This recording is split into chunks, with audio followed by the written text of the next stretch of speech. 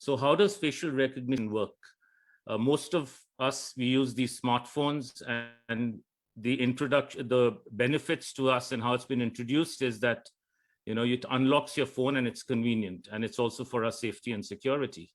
So the way it works is there's an invisible or infrared projector inside your phone, which throws a beam of light. It's like actually what they call a structured light pattern. And that pattern gets distorted on your face. And that distortion is unique for every face in the world. And some sort of a formula is computed, and that formula is then matched to the formula and dots that have been stored in the phone. And then it unlocks your phone when it authenticates your identity. When you're looking at facial recognition cameras which are not in your phone, then that equation or the dot pattern is compared with millions of other images and faces in order to verify your authenticity. So that's how facial recognition works in devices and cameras. So the way this has been sold to us have been the carrots. It's for convenience, of course, and it's for our safety and security. And of course, it's to catch the bad guys. It's to catch terrorists and thieves and child molesters. And as a society across the world, we've bought this story. And by the end of the presentation, or even I'd say 70% into this, you will see how the sticks are coming for all of humanity. And the sticks are going to be, sealing our fate. It's going to be really bad, right? The way it's been shown in China, Big Brother has already met big data and facial recognition and cameras. They have been computing now for a few years social credits for all the Chinese citizens. And social credits can be used to directly control the behavior of people. Right? I was at a conference in China in late 2019 in Shenzhen. And Shenzhen is kind of one of the ultimate smart cities already built by then. And this was the kind of surveillance that you see at every intersection, every building. So they have license plate readers, they have lane detection cameras, they have face recognition cameras. They are sucking up data in real time, 24/7. And they have screens everywhere you go, in railway stations, in airports. And they are telling you, we are watching you, we know who you are, and we are going to keep watching you, and you're going to be okay with it. And there's this kind of a programming that's gone on. Apologies. Sorry, I got a phone call. I thought I'd shut off all my devices. So here's, some girls showing off their social credit scores on an app. And what that does is it controls directly your behavior and your compliance based on how the algorithms and Big Brother wants you to behave. Right? So you'll see lots of documentaries from Australia, England, United States. BBC's continues to come out with documentary about every few weeks. And the narrative is that privacy and freedom are dead in China. Social credits control system is already there in China. And implicitly, we in the Western world are free. What they don't tell you is it's already happening here. We don't have any privacy or freedom. The credit scoring system has already started, and we are not free. It's just that we have not yet been given an app to show us what our social credits scores are. At some point, they are going to do that, and it's not too far from now. Right? What is not said is that cameras per capita in the United States is greater than in China as of February 2022. And London, which is one of the supposedly free cities in the world in a free country called the United Kingdom, it's number 3 in the world in terms of cameras per 1,000 people. So the infrastructure here is in place. All the systems are in place in the West, and they are expanding. And by 2025, $2 trillion would have been spent in installing the infrastructure of cameras, surveillance, and smart cities. And by 2030, that number is going to be at $7 trillion. And these reports have all been published. That's the kind of infrastructure that's being spent. So while the world was sleeping and COVID was announced in March of 2020, and most of the places in the world were locked down, in quarantine, and the Fear TV was blasting in every home in the world, they were installing the smart city infrastructure with cameras and smart lights and smart poles. By the end of 2022, 1 billion surveillance cameras connected to the internet and to the cloud and artificial intelligence will have been installed. And that's for a population of 7 billion people. It's not to catch the bad guys, in case you hadn't figured that out. It's to catch all of us because we are all the bad guys. Right? And by the end of 2022, we are going to have over 20 billion data collection cameras. That includes all our smartphones, home security cameras, your cameras in automobiles, and when you reverse in autonomous driving cars and whatnot. So that's the kind of surveillance that's being done as we speak. So in the old days, human eyeballs used to sit in front of TV screens to look at traffic or people running after stealing a bank or something.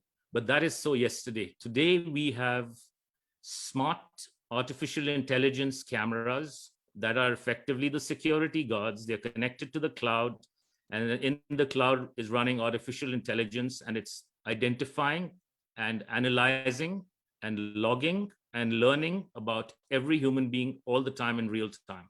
So no human beings are necessary. We are being replaced by AI in probably 70% of activities around in the world. So when are we not alone? Pretty much never, not even in our own homes. And so here is a picture of what they call a panopticon. It's a circular prison, and this is a picture of a circular prison in a state of Rhode Island in the northeast of the United States from the late 1920s. So you see that the prison guards are in the center, and they can look at all the prison cells. So all the prisoners basically are never in a private moment, so they can be monitored all the time at the whims of the guards that are in there. What we have today is a digital panopticon. So we are effectively, both symbolically and practically, inside a prison cell. Even though you don't have the four walls, erected yet, computer vision, along with cameras and artificial intelligence, is looking at us, analyzing us, logging us, and learning our behavior, and then it's going to be scoring us, and then rinse and repeat. So we are being monitored everywhere and all the time. There's a term called the Internet of Eyes and Ears that started popping up in venture capital circles about 5-6 years ago. And what they are literally building is the Internet of Eyes. And you can see pictures in your daily lives where all the cameras are, right? At intersections, your self-driving cars, and even modern cars today have between 8 and 16 cameras, brand new cars that are coming out inside them, and also looking outside. They're monitoring babies, they're monitoring drivers, they're monitoring the full cabin. They have satellite cameras, drone cameras, they have license plate readers, they have invisible infrared cameras looking at passengers and drivers. It's ridiculous how much we are being monitored all the time. And of course, it's always in the name of safety and security and convenience. Remember those words. Anytime you hear a television head speaking or reading the newspaper or social media, beware of those three words. And inside your home, we are all giving up our data and helping Big Brother. And I almost know nobody in this world who doesn't use technologies from one of these companies. We are on a Zoom call, by the way. So all these companies, amongst many others, are all involved in the so-called stakeholder capitalism that's being implemented. And every time, we are using our devices or not using our devices, if we are on a network connected to the internet, data is being collected on us. So this is not about surveillance. This is about data collection, and you'll see the difference as we continue the presentation. Here's a picture at night with smart poles and smart street lights. They're being put up all around the world.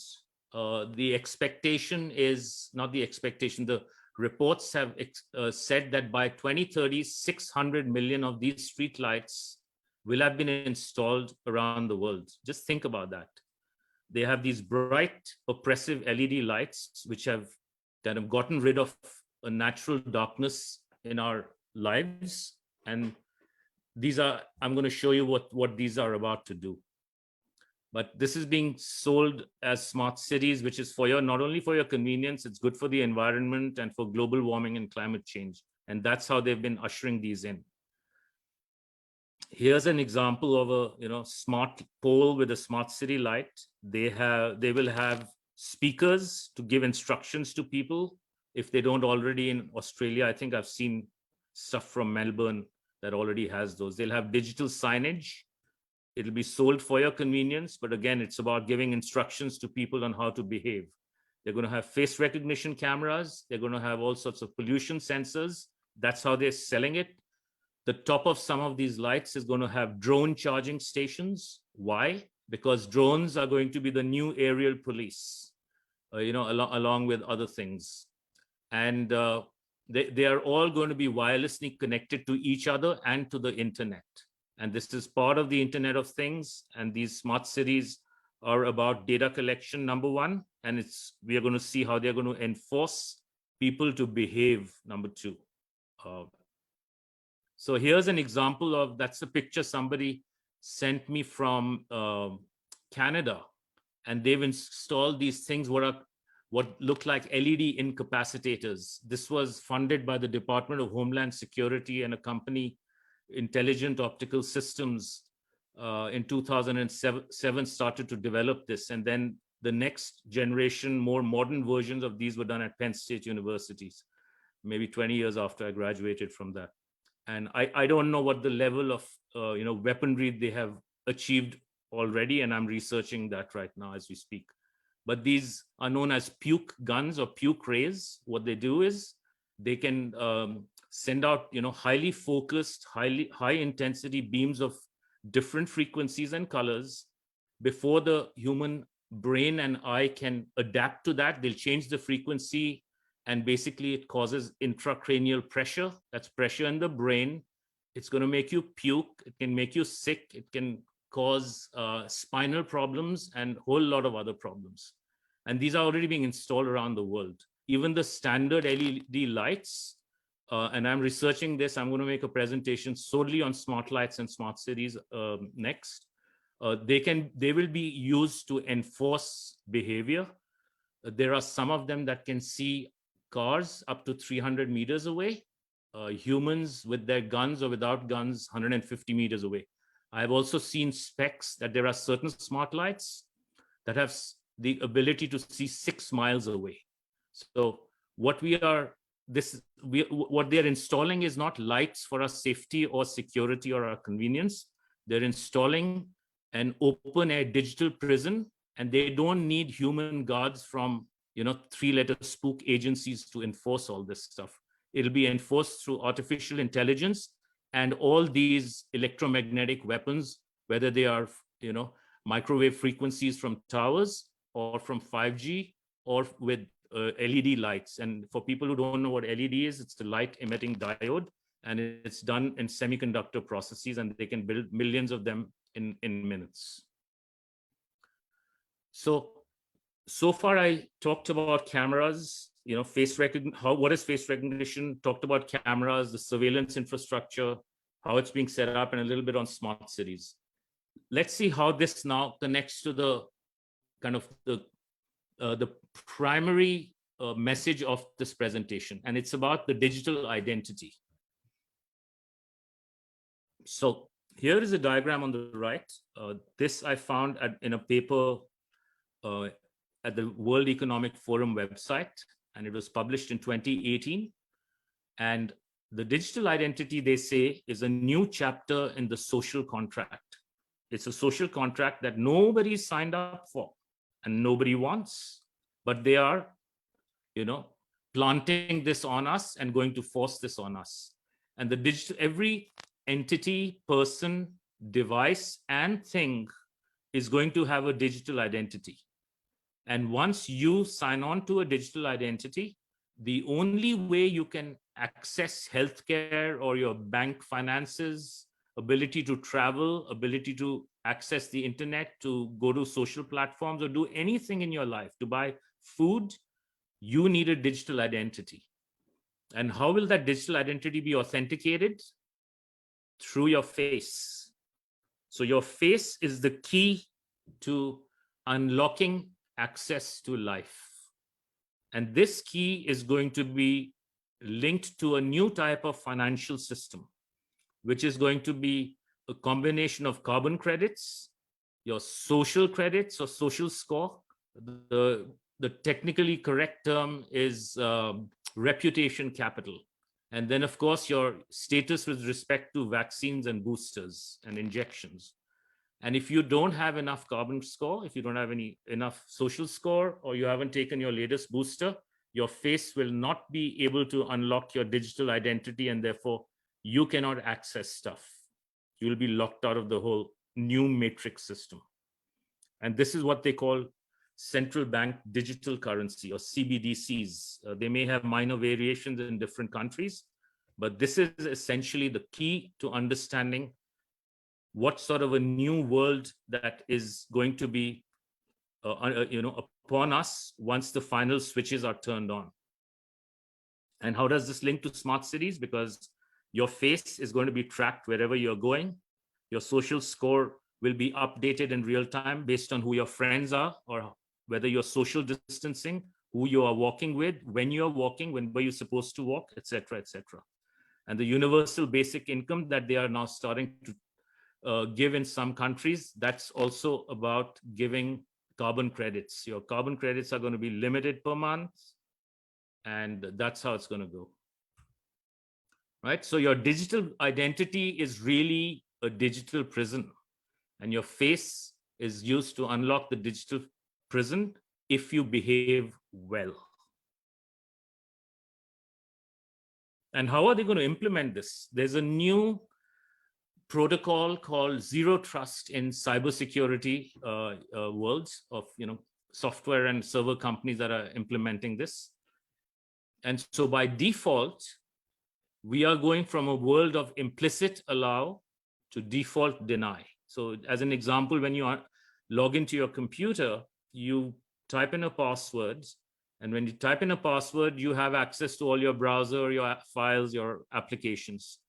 But now this zero trust is about default deny. It means we don't trust you.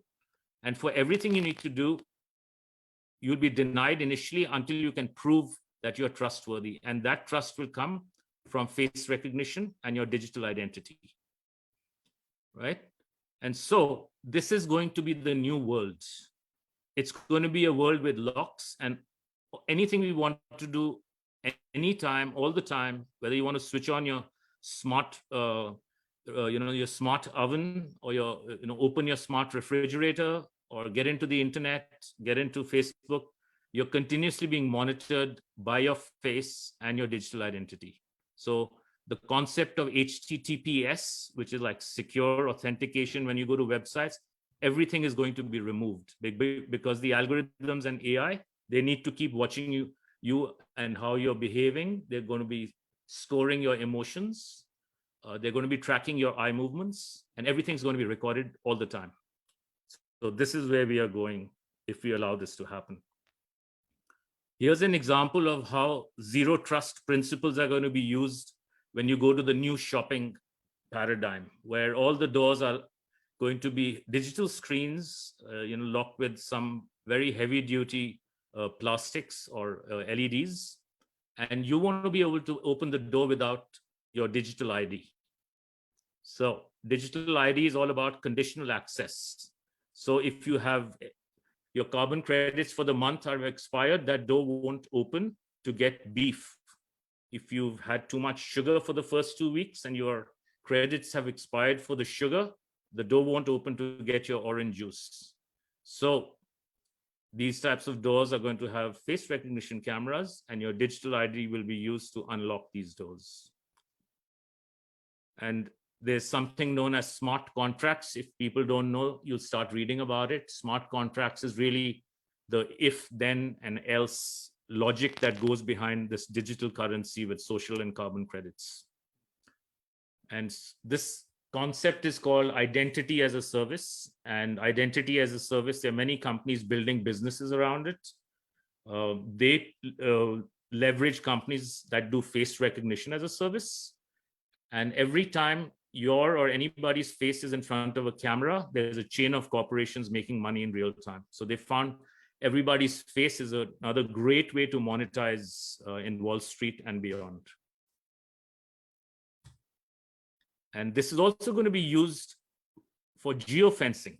Geofencing is a term where symbolically, basically, you're geographically, whether it's in the internet and the metaverse or in the physical world, they can build an invisible fence with your digital ID and control your access to everything. So where you can travel by airplane, or where you can drive, or how far you can drive, how far you can walk, where in the metaverse you can go, who you can communicate with, who you can text, what book you can read, what content of the book you can read, everything is going to be monitored as well as manipulated. And where you can walk, they will limit you using all these puke guns and LED lights, because they are the weapons that are going to limit how far you can walk. And that's related to the 15-minute cities and 20-minute neighborhoods that they are building right now. So the goal is to lock down humanity in, these smart cities and not allow them to move anywhere, pretty much. So the digital identity is inside the Trojan horse of security and privacy. I can't stress this enough. Whenever you hear the word security and privacy, run. And this will result in total control of humans, because people will comply in order to unlock access to life. And how is they going to use this with kids? There's a concept called social and emotional learning that's been creeping into schools for many years, for the last few years. It's also known as SEL. And the goal is that all kids will be monitored from cradle to career. And cameras and face recognition and emotion recognition are going to be at the heart of this. So they can even be monitoring the emotional state of a child, and the algorithms can decide whether the child abuse is happening at home. And then they can come for the children, which they will. Here's an example of this purple device. It's a talk pedometer. So whenever parents are talking to their child, the audio is going up to the cloud, and AI is monitoring what the parents are telling the kids. So if you're not talking enough about global warming and climate change, your carbon credits and social credits are going to go low. So you will be controlled on what you tell your kids. In return, the kids will be getting programmed by whatever the AI wants you to tell your kids. Here's an example, and these are devices that are already in the market. These are not like futuristic devices. People are already buying them for their homes, thinking that these are really cool gadgets to get home. Here's an example of an LED game board, and it has fisheye cameras looking at the kids, and depending on how the kids are reacting, the AI board game can modify what's being shown on the screen. And so at the heart of all this is a digital ID, remember that, which requires cameras and face recognition. They're also going to be used further in human capital value extraction. So they're going to make money in securitized futures markets, much like they did it, going into the 2008 crash, where they had all these mechanisms to do layer upon layer of mortgage derivatives when the market crashed. So this is a new way of making money through faces and cameras. And so they can manipulate a child with SEL, because what the child sees on the screen and what the camera sees, how the face, it can modify it's showing on the screen. You start manipulating the behavior of children when they are in front of a screen. That's why they've been giving free computers for kids, all across the world. It's why they have false flag shootings in schools, and everyone is fighting for gun control versus gun rights. And the fear TV is, blabbering all day long all over the world. It's about installing more security cameras and more face recognition cameras in the schools to keep the children safe. It has nothing to do with shootings, and people need to understand that. So here's an example of how they make money. They could go to top performers in a given class of schools across a state or something, and they group them along with their pathways, as in predictions on where their life is going to go, and they gamble on that based on prodigy asset groups that they form. And the future results will give them all the social and carbon credits and all the cryptocurrency they need. So they're going to make even more money from the broken kids, because then there will be intervention. And when there's intervention, they can do all sorts of more betting on the behavior of kids going forward at different points in time in their career, all the way from cradle to career. So this is just a game to the people who are, manipulating this whole human civilization as we speak. So the emphasis, so if there are any parents in the audience here or grandparents, you need to really understand that if you're sending your kids to schools, private or public, they will have cameras in them. They will be given devices. All the devices are looking at them all the time. And it's not about knowledge. It's all about social and emotional control of the kids. So I can't stress enough, if you have kids, take them out of school, start homeschooling them with your friends and family who are, pretty good at teaching. And now, last month, I think it was late April. Yeah. So late April, it came out on the Department of State website that the global internet is now a multi-stakeholder internet governance. So the World Economic Forum and the United Nations have taken over the internet, which is a direct, message to the world, if you understand this, that the digital identity has to be accepted by everyone if you want access to communications. So it's a zero trust world. They'll use the digital ID and your face, along with 3D cameras looking at your face, to access the internet. This is where we are going. So if you don't accept a digital ID, you can't you cannot get onto the internet, and you cannot open your phone, and you cannot make a phone call. And so I'll skip this, but here in Montana, I can change Montana to Sydney, Melbourne, Newcastle, whatever, and there's cameras everywhere. And Montana, I live in a small place, just 4,500 people. The closest town is half an hour away. And when you go there are hundreds and hundreds of smart city lights. It's really disgusting. And we have in our local state legislature, there's a study for facial recognition technology, and that's a complete red herring. So if you start seeing that in states or cities in Australia, just know that banning facial recognition means nothing, because your government, neither your government nor your state nor your local officials are doing facial recognition. So banning it is pointless, because the facial recognition is going to be done in the cloud on Amazon and Google servers, with artificial intelligence algorithms, with cameras installed by private companies on public lands, which are now owned by private corporations. So I've been having a very interesting time trying to fight this here. And then over here, this is a small place, but over here at the intersection and everywhere, we're seeing all this junk go up. You see microwave towers, hidden inside trees on ski slopes, and you see them openly displayed inside the cities. It's pretty bad. And given pictures I've seen from Melbourne, Australia, this is pleasant.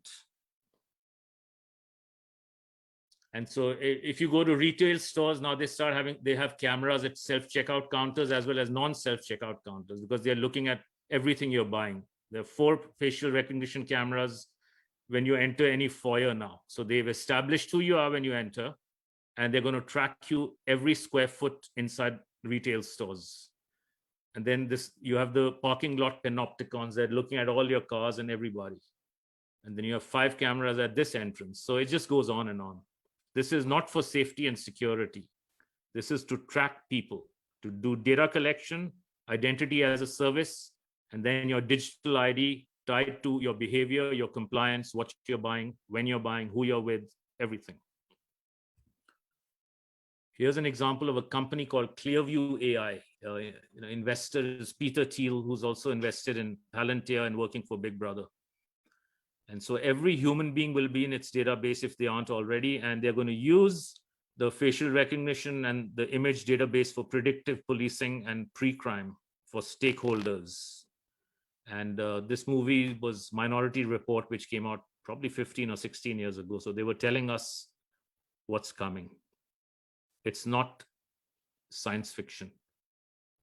There is a company called ID.me that is doing public-private partnerships. Their goal is inclusivity, diversity, etc., no identity left behind. And it's also for equity, so everybody's equal. But really, it's about taking your password, combining it with your driver's license, your passwords, and then doing digital selfies to unlock government and services like healthcare or retirement and stuff.